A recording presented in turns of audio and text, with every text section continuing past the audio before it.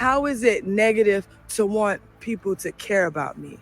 How is it negative to be hurt from being kicked down while down?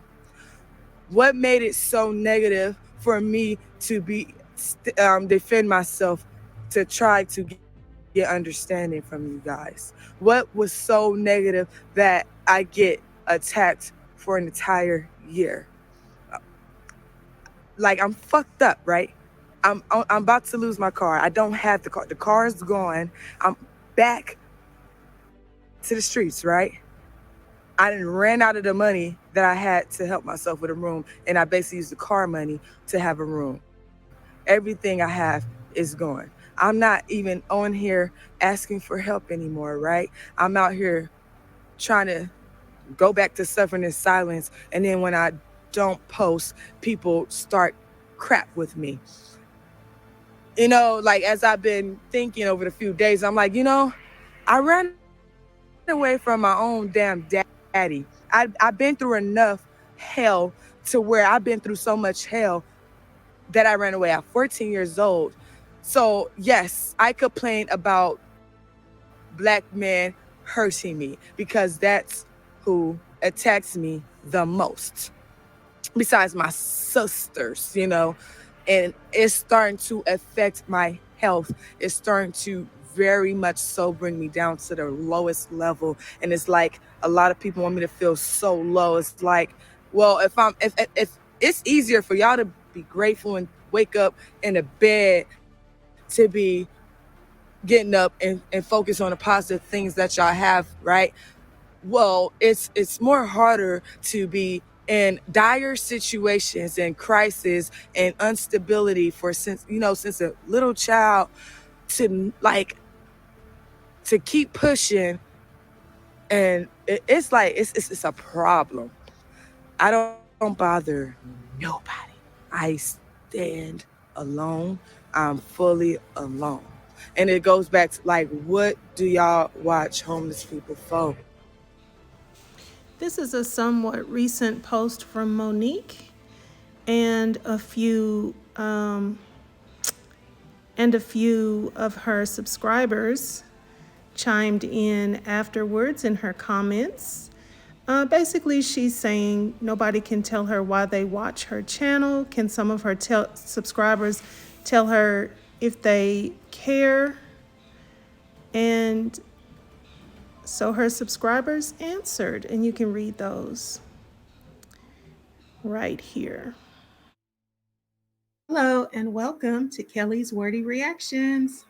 So, today we're going to talk about something that I haven't spoken about in a while on this channel. So, a little bit over a year ago, I was introduced to a young woman by the name of Monique. And I saw her first on a YouTube channel by the name of Atlanta Street Interviews. Okay, so I was looking at a little bit of this man's content from Atlanta Street Interviews. It looked to me like he was trying to do something good by talking to the homeless out in Atlanta, giving them a voice, giving them an opportunity to share their story, and also giving them an opportunity to put out any ways that they had that people could support them. So, excuse me, mainly he was letting them put up their Cash App during the interview, and just giving them an outlet to share their story. So right away, what I noticed about Marcus's interviews that I didn't like was that he would kind of probe the people for the reason why they ultimately became homeless. And when I say ultimately, I mean like what happened to them in early childhood, like what was their childhood like. And then he would specifically just kind of go in to, well, what are the types of things that happened to you when you were a child? Were you abused? Um, how were you abused? And he would kind of seem like if they had some abuse, he would push toward trying to really find out if it was some type of abuse that had to do with, let's say, under the clothes. Having a normal, regular childhood like a child supposed to. Why? What was it? What was rough about it? I mean, for one, my mom was more my friend. Like, she wasn't like a mother. She wasn't a mother. She wasn't, she didn't raise me like a mother. She raised me like more of a best friend type. So I was able to do what I wanted to do, and I ain't had no business doing it. You know what I'm saying? Like what type of stuff? Anything, really. Were you like kind of sexually promiscuous? Oh, yeah. What age? How old were you the first time you had sex? Like, Right. So he would really, really push the people. And sometimes when he finds out that it didn't have anything to do with that, he almost seemed disappointed, annoyed, like he was kind of ready to end things really quick. Yeah, he really, it's like that's what he wanted to hear. And even before I knew about Monique's story, that's how I felt about his content. For income now, do you prostitute? sometime, Okay. When was the last time you prostituted? yesterday. Okay. And so, what's the lowest amount that you charge for that? The lowest, 20. Okay, and that's to do what? So I didn't look at much of his content.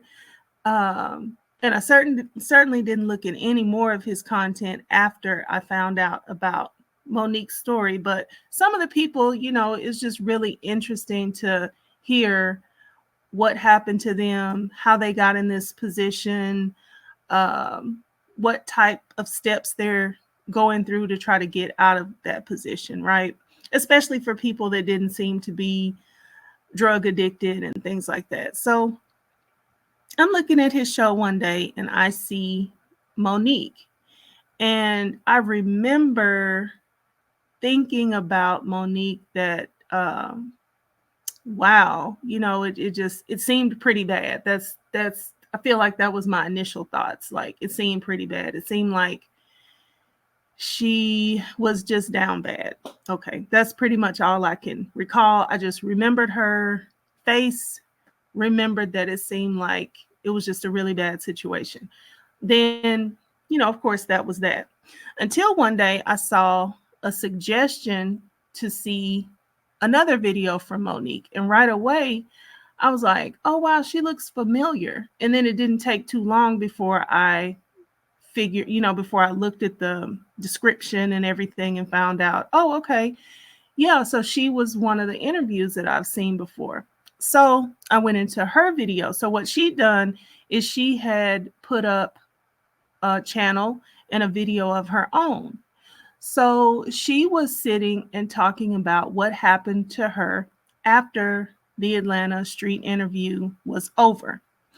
And what did this man, Marcus, do or say after the interview was over? So I was like, okay, let me look at this and check this out and see what she's talking about. So she gets into talking about how he asked her to first interview, how much he was going to pay, how she was in line to get a free phone. He basically got her out of the line and asked her, did she want to do the interview, said that he was going to give her $10. Um, they stepped away from all the crowd of people and they commenced to doing the interview. And let me just rewind a little bit and just tell you this. One thing that I noticed, another thing that I noticed that I never liked about his interviews, it seemed like when he did probe down to people's, I'm going to say, initial traumas in their life from early on, or whenever they had these horrible traumas that he would like drill down into and try to probe out of them, right? once they talked about that, he would, and see what would happen. What would be, and I don't know what happens now because I don't look at him anymore. But what would happen would be, once you open that box, it's like a Pandora's box. And once you do finally get people willing to open up and talk about that, they want to talk and talk and talk and talk. Like, they got a lot to unpack about that, because it's usually, kind of like what the circumstances of their life that made them susceptible to certain things, then what actually happened, then how much it happened, then how their life was surrounding it, and then just offshoot stories and things like that. So people have a lot to say, but he kind of sort of wasn't like another man that does these types of interviews in California down on Skid Row, Mark. Mark does a show called Soft White Underbelly. So he's not like Mark. Mark gives a more genuine, a more, I'm going to let you go for a while. He's patient. He really doesn't, he asks questions, but it's kind of like he feels the interview out. Like, is this a talkative person that's just going to talk and talk and talk, or is this a person that's going to give me sentences and then I have to ask them another question? So that's how Mark is. And Mark will let you, he'll let people talk for an hour and ask minimal questions.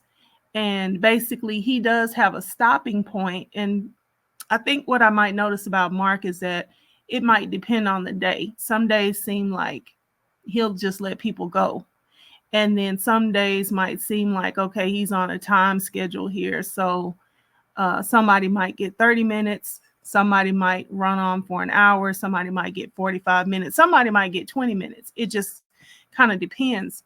But it never feels like Mark is rushing them to this trauma and out of, just off the interview, like it does with Marcus. Marcus seems like he rushes people to get to the traumatic point. He wants to unearth that thing, unpack it real quick, and then shut the people down. So as soon as they get talking about this thing real good, he wants to, okay, well, now, thank you for talking to me. He wants to shut them up and close the interview out. And I never like that, because I feel like, okay, well, they were just getting warmed up, just getting ready to talk. At least you could be willing to let them go for 20, 30 minutes, because that's literally what it seems like the people have in them. Once they start talking, they want to talk. So when I see so I digress, so now I'm coming back. So when I see Monique um, doing her own channel and talking about her situation after the interview, I'm like, okay, what happened? So I'm looking at this thing. So Monique starts to talk about how she was propositioned after the interview by Marcus. I'm going to give you the short, because I've gone into this extensively on my channel, and I still have the video where I went into it myself, but I took it down for some reasons. Um, so I might go in and make that public again. I'll think about it. But anyway, so basically what happened was Marcus propositioned her to go back to his place for, a good time and some cash after the interview. And when I say a good time, obviously a good time for him. I'm not suggesting that it was going to be any good time for her, but it was going to be some cash involved. So she said she was desperate. She said she had a number in mind. She said she needed a phone because she'd recently had her phone stolen, and she I don't know what was happening with that free phone. I think maybe she might have missed her opportunity during the interview. I can't really remember, but um, she'll if you go to her channel, she talks about the whole thing. So she needed the cash, and she said she was, even though, now she says this is not anything that she was doing on a normal basis, and this was something that she absolutely didn't want to do, but the opportunity was there, so she just went ahead and took it. She said she had a number in mind, but she didn't really want to, um, that she didn't want to go under, and he had another number in mind that was way under her number.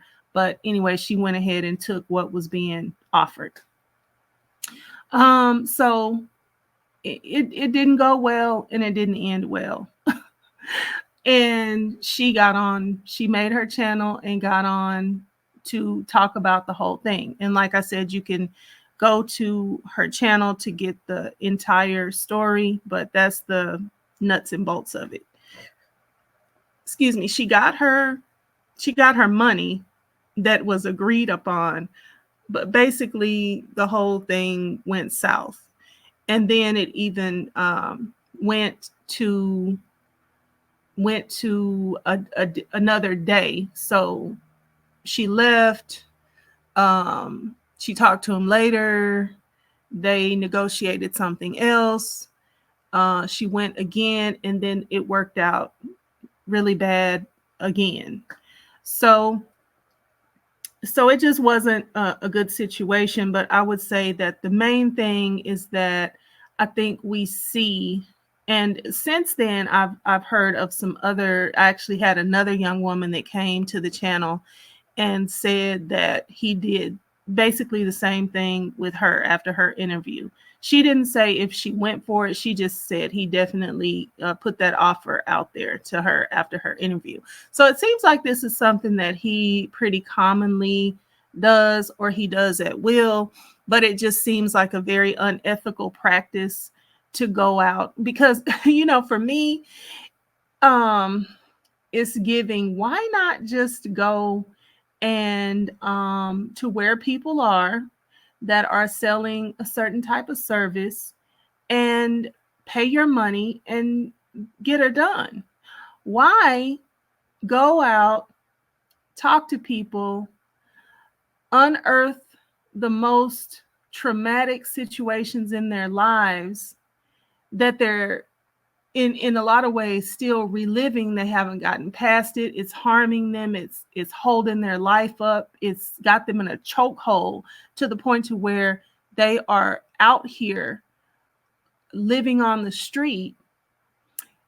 And so you find these people, you get them to go all in and talk about what they've been through, only so that you can exploit that for your own personal satisfaction. I just kind of feel like, what type of monstrosity, um, monstrous mind is this that would do that when, you have people already that just have things on sale? Like, why do you need to go and do this way? It's mind-boggling for me. But anyway, I didn't come here to ponder that with you guys.